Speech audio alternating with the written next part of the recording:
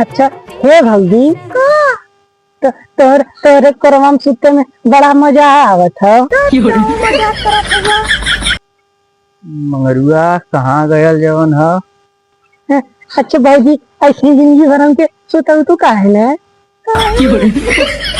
काहे के हे भौजी तोरे कोरवा में ना बड़ा मजा आवत हुए।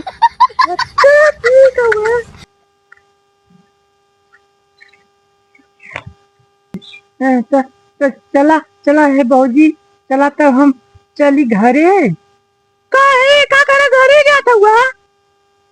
ये मंगरुआ चिथरुआ बो के संगवा का करत हुए यहाँ हम घरे खोजत है लाए के। अरे अरे भौजी बाऊ खोजत हुई चली घरे तनी कुछ खाओ के आई कन्या फिर नहीं सही सुतैबू। हाँ ठीक हो जा।